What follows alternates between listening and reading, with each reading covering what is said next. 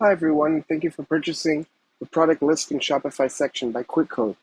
In this video, I'll be showing you how to actually use it. So if you haven't installed it yet, please refer to the separate video included in the package. You also have access to a PDF with instructions. So, to get started, head over to your theme editor, navigate to the page you want to add the section to. Over on the left, click on Add Section and look for the section that you just installed, qwiqode Product Listing. Now over on the right side, we have a bunch of different options that we can set, starting with section title. Since we're going to be choosing a collection, let's just select the collection here, like so. So we have products that appear.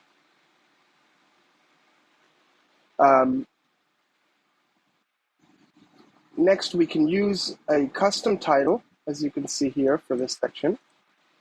So we can put whatever section title we'd want, or we can select to use the collection title itself, and then this wouldn't work. So we could do something like that. Next, we have HTML element that we can select either H1 all the way down to H6. This is good for two different reasons. One is for obviously better SEO. For those who aren't familiar, basically section titles or page titles in the HTML code are set to different priority or different hierarchy in terms of importance on the page itself. So let's say H1 is the highest importance. It's usually recommended to have just one, so that is usually the page title located at the very top. And then moving on down to H2, which are more secondary types of titles, and so on. And the second reason is for basically importing or inheriting the styles that are set in your theme for these different types of headings. So usually an H1 would be much bigger, maybe bolder. H2, H3, maybe it's a different font, different sizes, and so on. So instead of you having to update fonts, topography settings down below, which I'll show you in a moment, you could just use this and it'll inherit it using the same styling as, let's say, other sections on the same page or on different pages of the site. Moving down, since this is a carousel, we can set how many items you'd like to show. So we can show up to 6 different ones in a row, or move it down like that. You can set it to autoplay. And then if you do set that to autoplay, then you can set the speed. Every 4 seconds, for instance, it'll change to the next one. Let's turn this off just so it doesn't bother us. We have this option for show overflow of items. So as you can see, the two sections that are on the very left and right are actually overflowing the entire section. So you can kind of get a hint that there are additional sections to go, so you can continue moving, or you can just turn it off and then you just see the 4 that you set, or the 6, or the 2, whatever you'd like. Moving on, you can set the spacing between the slides. So if you'd like more space or less space, and then the same setting for mobile versions. We have a default arrow for the left and right here. But you can also change the color if you'd like to use that style.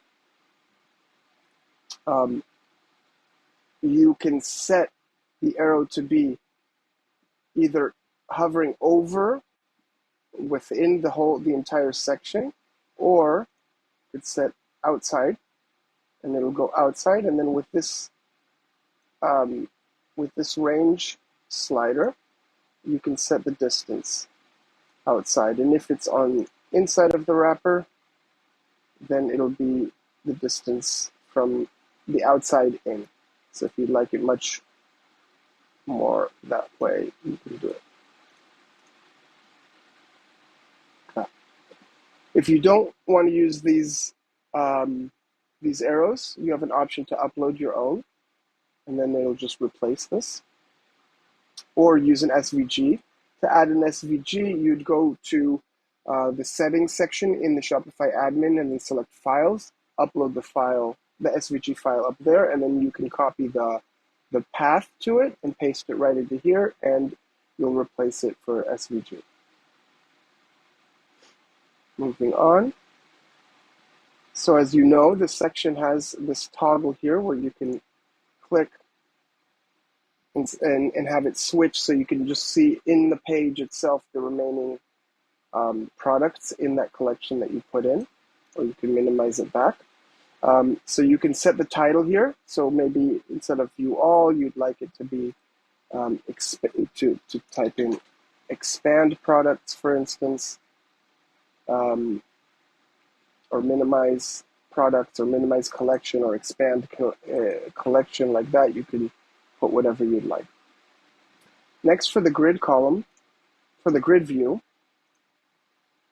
you can set how many columns you'd like, so 2, 3, or 4.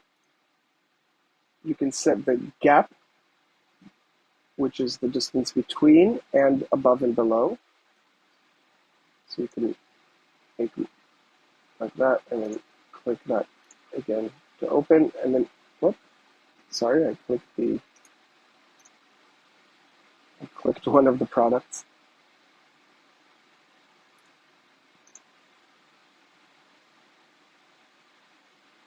There we go.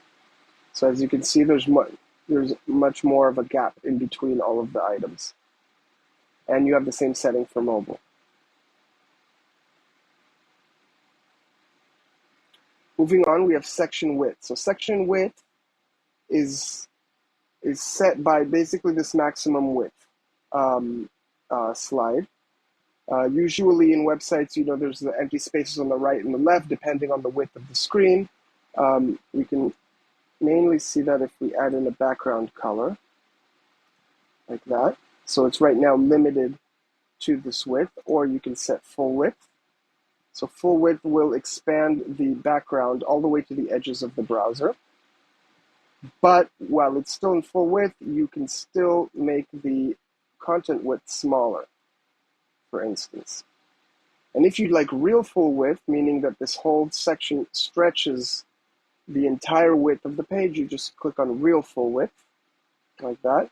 And as you can see, the buttons, the arrows are overflowing. So in this case, it would be recommended that we set this to inside of wrapper, like that, and then it'll hover above. As well, for another nice little view, you could, for in real full mode, you could set show overflow. So you actually have an overflow outside of the browser itself.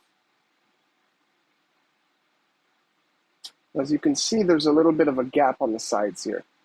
This is because we have a 20 pixel padding setting in default. Now, padding is the distance from within the section, and margins are the distance above and below, or sometimes to the sides of the entire section. So about the padding, we can lower this down to 0. And then as you can see now, it's touching flush to the edges. So it really looks like it's overflowing outside of the browser itself. Padding bottom, for instance, this distance here, we'd like to add some more distance. So it's just a matter of setting that up like so. Padding top, same thing goes for the top. And then top margin and bottom margin is the distance here. So if we want more distance from the previous section, we can add that, or push other sections down below. We can do that as well. We have the same margin and padding settings for mobile, just the same. And you can view mobile here. You probably already know that. Just like that. So right now you can see it's still not touching. So we just set that padding to 0. And then we have the arrows on mobile that move down to here, like that.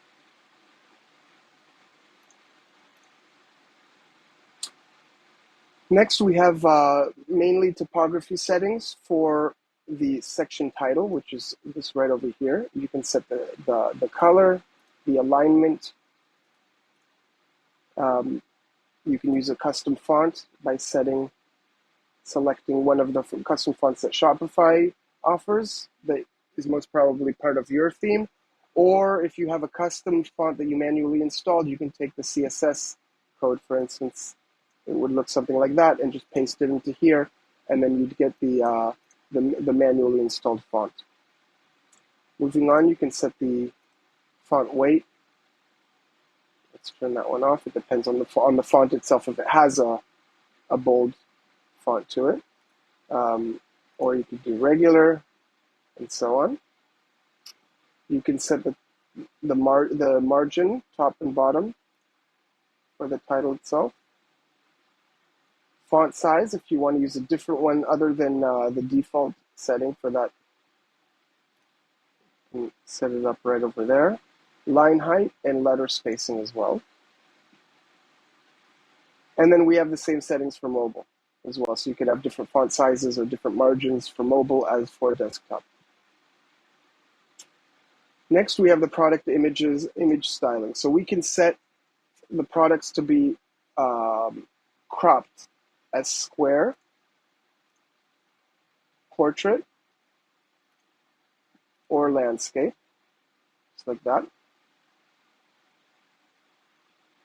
We could put a radius, a border radius above them if that matches your look and feel of your website. And you can also, in cases like this here where you see, I mean, usually it's recommended that all your product images are the same sizes, or at least the same proportions. In this case, I have some of the products do have different sizes, but you can set the custom height to it to match if you'd like. So you would set custom height to image, and then as you can see now, they are the same height. And then you can customize that height to be whatever you'd like. And same for mobile as well. Now we have the carousel toggle styling, which is basically this text right over here. So right now, because we're in full width, it's a little bit out to the edge. But what we would like to do, what we could do, sorry, let's move this back over to turn wheel foot off like that, and let's even do hide the overflow.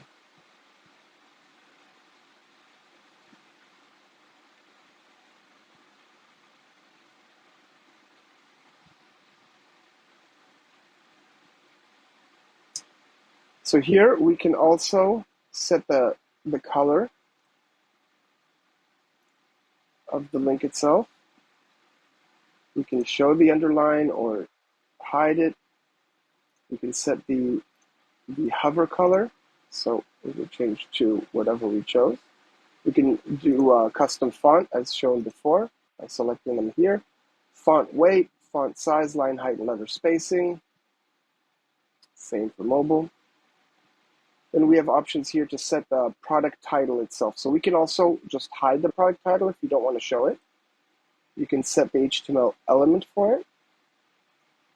If you'd like them to be left aligned instead of center aligned or right aligned. You can set the color. Custom font, font weight. We have minimum height. Minimum height will set, in many cases you have a product that the name, I don't know if I have this in this example, but that the name, well, I can show you this way.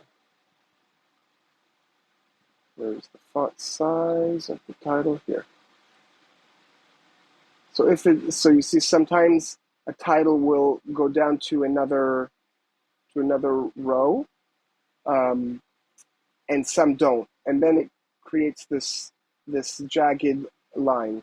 So what we usually do in web design is that we set up a minimum height for this title block.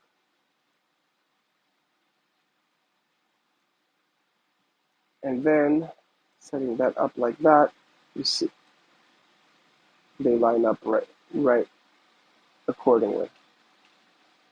Because then the minimum height of this block would be the same as this height already. and then the bottom buttons line up. Next, we also have top margins. We have a bottom margin to give more space to the button if that's desired. Font size we saw, line height, where you could see we could adjust that like so.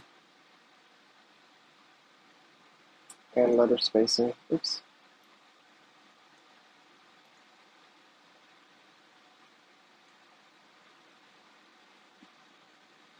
And those same settings for mobile. Next, we have price styling. If you'd like to show the price, you can turn that right on, and then we see the price of the product itself.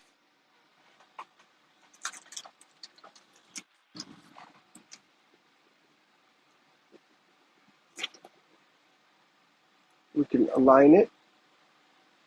Let's say we would do that if we align the text, the product title, over to the same size as well. We could set the color to a different color if we'd like. Use a custom font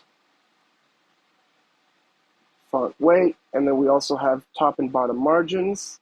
So if we want a little bit more spacing there. And then font size, line height, letter spacing as well. Same settings go for mobile as well. Next, we have styling for the button. So for the button, we can also select the custom font and font weight. We could set horizontal padding, so we can make these buttons wider. It'll give more space between the end of the text. We can make them taller, like that. We can either have no border, or we can make a thicker border depending on the design. And we can also give them a radius, like that, or if you want that kind of look. And we have margin top and font size and letter spacing as well for the button. These three settings, margin top, font size, and letter spacing for mobile as well. And then we have color, so we can do the text color, let's make it white. The background color, let's do blue. And the border, let's do white as well, for instance. And then we can set the hover color. As you can see, the button hover color goes to black. The color remains white, and the border remains the same color as well. So that's it. Thank you again, and we hope that this section helps you achieve your website goals. If you have any questions or problems or issues that arise, please don't hesitate to contact us via the support page on our website. And that's it. Thanks again.